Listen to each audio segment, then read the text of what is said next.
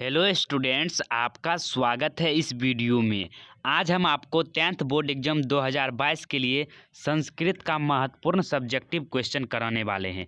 यह सभी subjective question परीक्षा के दृष्टिकोण से बहुत ही महत्वपूर्ण है और आपके पेपर से लड़ने वाला भी है और हम आपको इस वीडियो में याद कराने का भी प्रयास करेंगे। इसीलिए इस वीडियो को शुरू से लेकर अंत तक जरूर देखिए। तो चलिए हम आपको एक एक क्वेश्चन बता देते हैं। तो इसमें फर्स्ट क्वेश्चन है, मंगलम पाठ के आधार पर आत्मा की विशेषताएं बतलाएं। जो आपने मंगलम पाठ पढ़ा है उसमें आत्मा की क्या विशेषताएं हैं? तो मंगलम पाठ में संकलित कठोपनिषद से लिए गए मंत्र में महर्षि वेदव्यास कहते हैं कि प्राणियों की आत्मा हृदय रूपी गुफा में बंद है। यह सूक्ष्म से सूक्ष्म है, महान से महान है और इस आत्मा को वश में नहीं किया जा सकता है। विद्वान लोग शोक रहित होकर परमात्मा अर्थात ईश्वर का दर्शन करते हैं।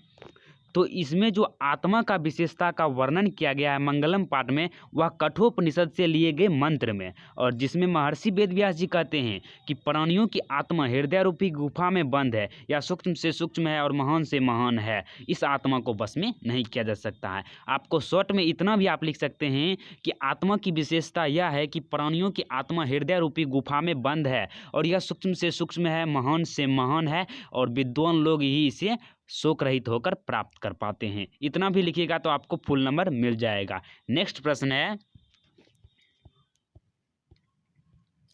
पाटलिपुत्र को शिक्षा का प्राचीन केंद्र क्यों माना जाता है? यह भी प्रश्न भी आई है कि पाटलिपुत्र को शिक्षा का प्राचीन केंद्र क्यों माना जाता है।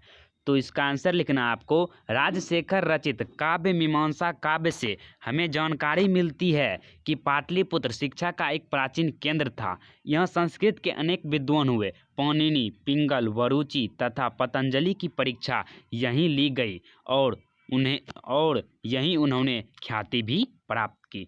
तो आपको इसको लिखना है कि पाटलिपुत्र शिक्षा का एक प्राचीन केंद्र है, क्योंकि राजशेखर रचित काव्य मीमांसा से यह हमें जानकारी मिलता है कि यहाँ पर संस्कृत के अनेक विद्वान हुए।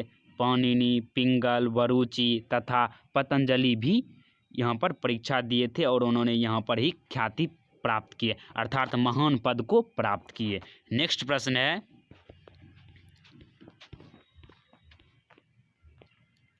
पाटलिपुत्र के प्राचीन महोत्सव का वर्णन करें। वहाँ पर एक पर्व ही से समझ लीजिए कि पाटलिपुत्र में प्राचीन पर्व कौन था और उसका वर्णन करना है। तो पाटलिपुत्र के प्राचीन पर्व में कौमुदी महोत्सव आता है, तो इसी का वर्णन करना है। तो इसका आंसर लिखना है, पाटलिपुत्र से शरद काल में कौमुदी महोत्सव बड़े धूमधाम से मनाया जाता था। सभी नगरवासी आनंदमग्न हो जाते थे। इस समारोह का विशेष प्रचलन गुप्त वंश के शासन काल में था। आजकल जिस तरह हमारे यहाँ दुर्गा पूजा मनाया जाता है, उसी प्रकार से प्राचीन काल में कौमुदी महोत्सव मनाया जाता था। अर्थात कहने का मतलब है कि पाटलिपुत्र में शरद काल से ही कौमुदी महोत्सव बनाया जाता है बड़े ही धूमधाम से, और इसका जो प्रचलन है गुप्त वंश के शासन काल से हुआ था। आपको ये सभी बातें सुनना है और समझना है, क्योंकि इससे ऑब्जेक्टिव क्वेश्चन भी बनते हैं कि पाटलिपुत्र में कौन सा महोत्सव मनाया जाता था, तो कौमुदी महोत्सव, और इसका प्रचलन किस वंश के शासनकाल से था, तो गुप्त वंश के शासनकाल से। ऑब्जेक्टिव क्वेश्चन भी आपका इससे सॉल्व होगा। तो नेक्स्ट प्रश्न है, अलस कथा से क्या शिक्षा मिलती है? तो इसका आंसर आपको लिखना है, मैथिली कवि विद्यापति रचित अलस कथा में अलसियों के माध्यम से शिक्षा दी गई है। जो अलस कथा है उसका रचना विद्यापति ने किया है और उसमें आलस्यों के माध्यम से शिक्षा दी गई है कि उनका भरण पोषण करुणाशील के बिना संभव नहीं है। आलसी काम नहीं करते, ऐसी स्थिति में कोई दयावान ही उनकी व्यवस्था कर सकता है। अतएव आत्मनिर्भर न होकर वह दूसरे पर निर्भर होते हैं। इससे यही शिक्षा मिलती है कि जो आलसी होते हैं वह आत्मनिर्भर नहीं होते हैं, वह दूसरों पर निर्भर होते हैं और कोई दयावान व्यक्ति ही उसका भरण पोषण कर सकता है। तो इस तरह से आपको लिखना है। और 5 नंबर का क्वेश्चन है,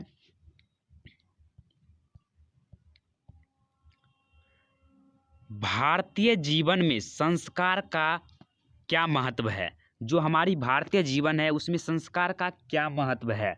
तो इसका आंसर लिखना है, भारतीय जीवन में प्राचीन काल से ही संस्कार ने अपने महत्व को संजोए रखा है। अर्थात प्राचीन काल में ही भारत की जीवन में प्राचीन काल से ही संस्कार को बनाए रखा है, उसकी परंपरा को बनाए रखा है।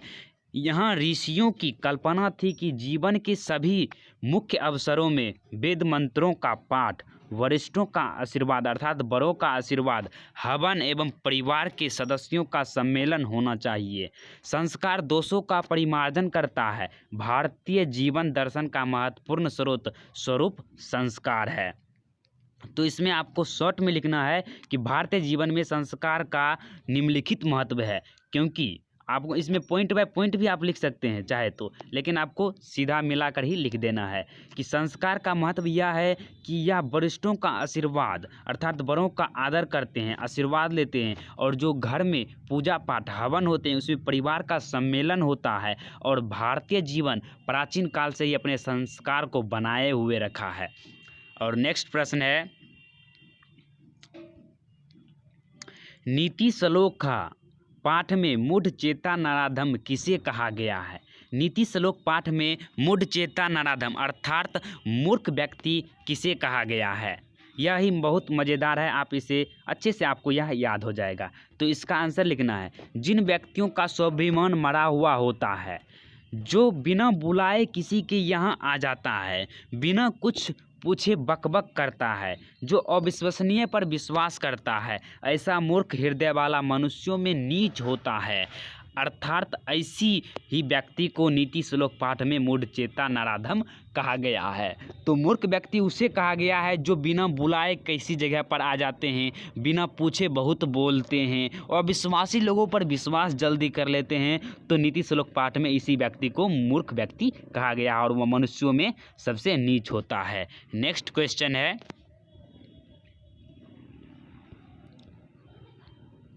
कर्मवीर पाठ से हमें क्या शिक्षा मिलती है? कर्मवीर कथा पाठ से हमें क्या शिक्षा मिलती है? यह भी प्रश्न भी आए, तो इसका उत्तर होगा कर्मवीर कथा पाठ से हमें शिक्षा मिलती है कि गांव में रहने वाला दलित एवं निर्धन छात्र भी मेहनत के बल पर सर्वोच्च शिखर पर पहुंच सकता है। लगन, उत्साह और धैर्य से मनुष्य किसी भी कठिनाई पर विजय प्राप्त कर सकता है। तो इसका आंसर आपको शॉर्ट में लिखना है कि कर्मवीर कथा पाठ से हमें यही शिक्षा मिलती है कि वह गांव का लड़का राम प्रवेश राम, जो कर्मवीर कथा का प्रमुख पात्र था, वह बहुत ही निर्धन था, गरीब था, और वह मेहनत के बल पर सर्वोच्च शिखर पर पहुंच सकता है। अगर आपके अंदर लगन, उत्साह और धैर्य है तो मनुष्य किसी भी कठिनाई पर विजय प्राप्त कर सकता है। 8 नंबर का सवाल है, कर्ण से दान वीरता पाठ के आधार पर दान की महिमा का वर्णन करें। जो कर्ण से दान वीरता पाठ है उसमें दान की महिमा का वर्णन आपको करना है। तो इसका आंसर है, कर्ण जब कवच और कुंडल इंद्र को देने लगते हैं तब शल्य उन्हें रोकते हैं।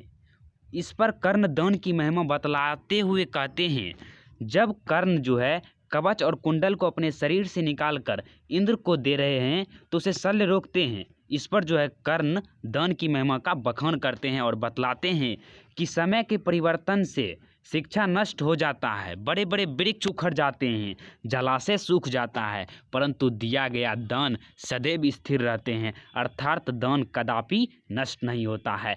कर्ण दान की महिमा को इस तरह से बखान करते हैं कि समय के साथ तो शिक्षा भी नष्ट हो जाता है, बड़े बड़े वृक्ष उखड़ जाते हैं, जलाशय सूख जाता है, परंतु दिया गया दान जो है वह सदैव स्थिर रहते हैं, अर्थात दान कदापि भी नष्ट नहीं होते हैं। 9 नंबर का क्वेश्चन है, विश्व में शांति कैसे स्थापित हो सकती है? यह विश्व शांति पाठ का एक महत्वपूर्ण प्रश्न है। तो इसका आंसर लिखना है आपको, विश्व में शांति का आधार एकमात्र परोपकार है। परोपकार कहने का अर्थ है दूसरों का उपकार करना। तो परोपकार की भावना मानवीय गुण है, अर्थात मानव का एक आम गुण है। संकट काल में सहयोग की भावना रखना ही लक्ष्य हो, तभी हम निर्भर सहिष्णुता और परोपकार से शांति स्थापित कर सकते हैं। तो जो विश्व में अगर हमको शांति स्थापित करना है तो परोपकार की भावना को अपने अंदर लाना होगा और संकट काल में दूसरों का मदद करना होगा, तभी निर्भर सहिष्णुता और परोपकार से शांति स्थापित हो सकती है। लास्ट का और 10 नंबर का अंतिम सवाल है, वेद के अंगों तथा उसके प्रवर्तकों के नाम लिखे। वेद, इस तरह से ये क्वेश्चन पूछे जाते हैं कि वेद के कितने अंग हैं, उसके प्रवर्तक कौन कौन हैं। इस तरह से भी क्वेश्चन आपके बोर्ड एग्जाम में आ सकते हैं। ये बहुत बार पूछा भी गया है, ऑब्जेक्टिव में भी और सब्जेक्टिव में भी। सब्जेक्टिव में आपको इस तरह से कुछ लिखना है। वेद के 6 अंग हैं। वेद के कुल 6 अंग हैं। कौन कौन हैं? तो पहला में शिक्षा है, दूसरा कल्प है, तीसरा व्याकरण, चौथा निरुक्त, पांचवा छंद और छठा है ज्योतिष। तो शिक्षा अंग जो है वह उच्चारण प्रक्रिया का बोध कराता है और इसके प्रवर्तक अर्थात संपादक पाणिनि हैं। और दूसरा आता है कल्प। तो कल्प अंग में सूत्रात्मक कर्मकांड ग्रंथ है, अर्थात जो पूजा पाठ होते हैं वो इसमें वर्णित है जिसके प्रवर्तक बोधायन, भारद्वाज, गौतम, वशिष्ठ आदि ऋषि हैं। और व्याकरण अंग के प्रवर्तक पाणिनि हैं। निरुक्त वेद अर्थ का बोध कराता है। निरुक्त जो है वह वेद क्या होते हैं उसका अर्थ व्यक्त कराता है और इसके प्रवर्तक यास्क जी हैं। और लास्ट का आता है छंद। छंद जो है वह सूत्र ग्रंथ है। छंद अंग सूत ग्रंथ है जिसके प्रवर्तक पिंगल तथा ज्योतिष अंग के प्रवर्तक लगधर ऋषि हैं। तो आज की इस वीडियो में हम आपको कुल 10 क्वेश्चन बताए हैं। आशा है कि आपको ये 10 क्वेश्चन बहुत ही अच्छे लगे होंगे और यह परीक्षा में भी पूछे जाएंगे। तो मिलते हैं अगली वीडियो में, तब तक के लिए जय हिंद, जय भारत। लाइक, शेयर और सब्सक्राइब करना ना भूले। धन्यवाद।